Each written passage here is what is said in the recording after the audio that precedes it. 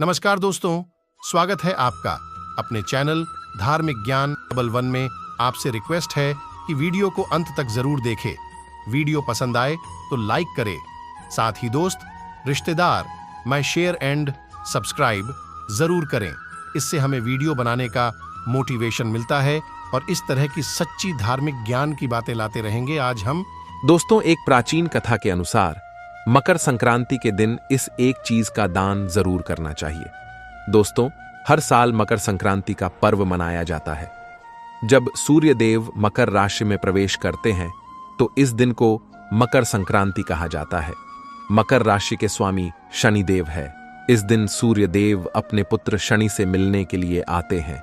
इसी कारण से इस दिन को पिता पुत्र के मिलन के तौर पर भी मनाया जाता है। दोस्तों, जब भगवान सूर्यदेव शनि महाराज से मिलने के लिए उनके घर पर पधारते हैं तो शनि देव उनका स्वागत करते हैं, अपने पिता को नमस्कार करते हैं और उन्हें प्रसन्न करने के लिए उन्हें भोग चढ़ाते हैं। सूर्यदेव अपने पुत्र के आदर सत्कार से प्रसन्न होते हैं और उन्हें आशीर्वाद देते हैं। फिर शनि महाराज भगवान सूर्यदेव से पूछते हैं, हे पिताश्री, आपका आशीर्वाद सदैव हम पर बना रहे, बस यही हमारी कामना है। आपके आशीर्वाद से मैं पृथ्वी लोक के मनुष्यों के कष्टों को दूर कर सकूं और उनके शुभ अशुभ कर्मों के अनुसार फल प्रदान कर सकूं। किंतु हे पिताश्री, यदि आप आज्ञा दें तो मैं एक प्रश्न आपसे पूछना चाहता हूं। पिताश्री, मनुष्य को मकर संक्रांति के दिन कौन सी चीजों का दान करना चाहिए और दान करने से कौन सा फल प्राप्त होता है? तब सूर्यदेव कहते हैं, हे पुत्र शनि, तुमने समस्त मानव जाति के कल्याण के लिए उचित ही प्रश्न किया है। इस प्रश्न के उत्तर से पूर्व मैं तुम्हें एक अत्यंत महान कथा सुनता हूं। इस कथा के माध्यम से तुम्हें तुम्हारे प्रश्नों के उत्तर मिल जाएंगे। इस कथा को तुम ध्यान से जरूर सुनना। इस कथा का जो भी श्रवण करता है उसे 100 वर्षों तक मुझे जल देने का फल प्राप्त होता है तथा उसके सभी रोग तथा दोष नष्ट हो जाते हैं। शनिदेव कहते हैं, हे पिताश्री, मैं इस कथा को ध्यान से पूरा अवश्य सुनूंगा। तब सूर्यदेव कहते हैं, हे पुत्र शनि, प्राचीन काल की बात है। पूर्व देश में एक अत्यंत शोभायमान नगरी थी। उस नगरी में सुनंद नाम का एक अत्यंत विद्वान ब्राह्मण रहता था। उस विद्वान ब्राह्मण की पत्नी का नाम सुनंदा था।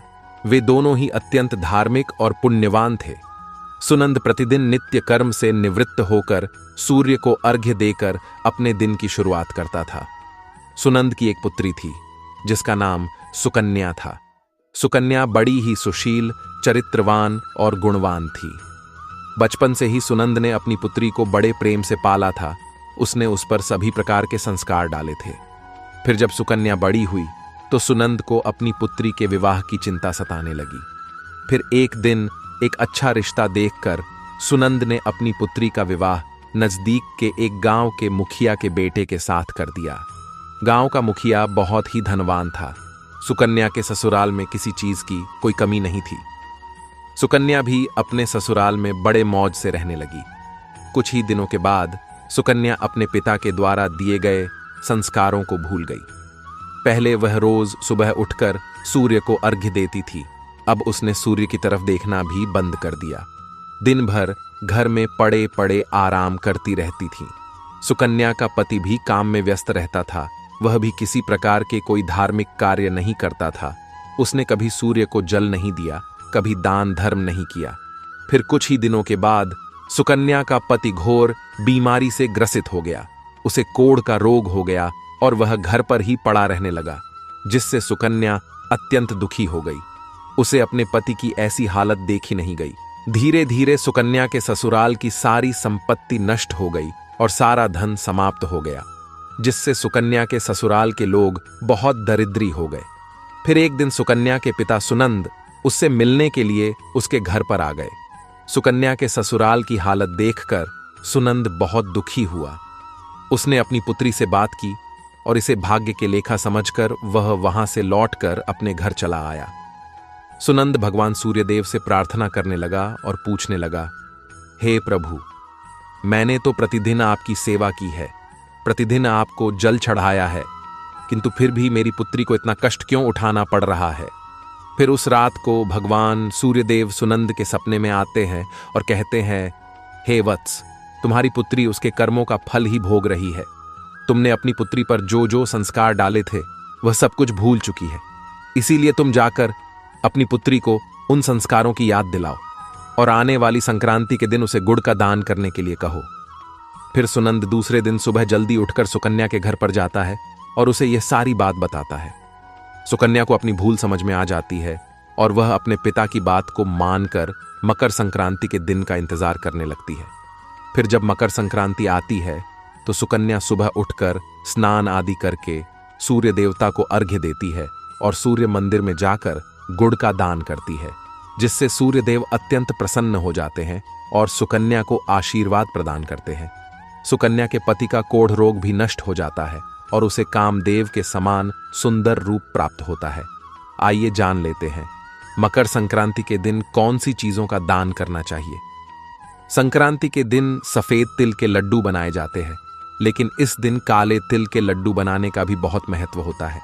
इस दिन काले तिल और गुड़ से बने लड्डू का दान करने से शनिदेव की कृपा प्राप्त होती है और जीवन में चल रही हर परेशानी से शनिदेव मुक्ति दिलाते हैं। संक्रांति के दिन आप शनि मंदिर में जाकर अथवा अपने द्वार पर आए हुए किसी गरीब व्यक्ति को काले तिल के लड्डू अवश्य दान में दे और शनिदेव से प्रार्थना करें। शनिदेव आपकी मनोकामना को अवश्य ही पूर्ण करेंगे। संक्रांति के दिन तिल और गुड़ के लड्डू किसी भी सुहागिन स्त्री को 14 की संख्या में दान करें। इससे भगवान सूर्य देव प्रसन्न होते हैं और सुख सौभाग्य में वृद्धि होती है। अगर घर में क्लेश का माहौल है, बार बार वाद विवाद, लड़ाई झगड़े होते रहते हैं, तो एक मुट्ठी काले तिल लेकर उसे घर के प्रत्येक सदस्य के सिर पर 7 बार उतारकर उसे उत्तर दिशा में फेंक दे।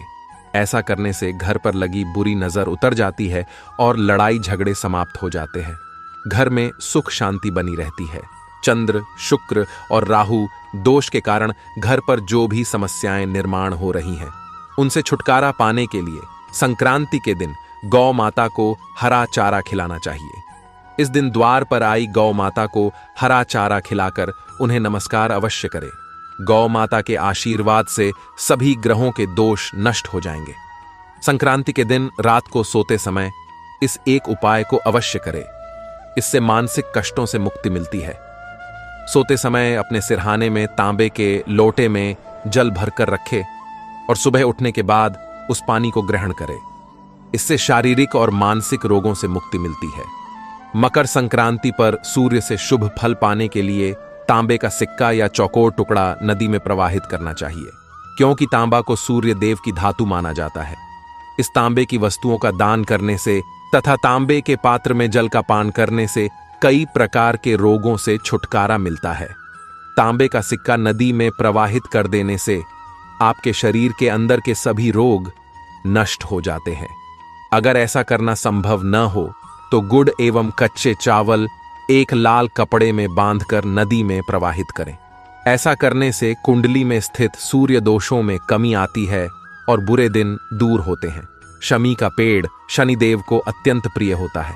मकर संक्रांति के दिन सूर्य देव अपने पुत्र शनि से मिलने के लिए आते हैं। इसीलिए इस दिन शमी के पेड़ की पूजा का विशेष महत्व होता है।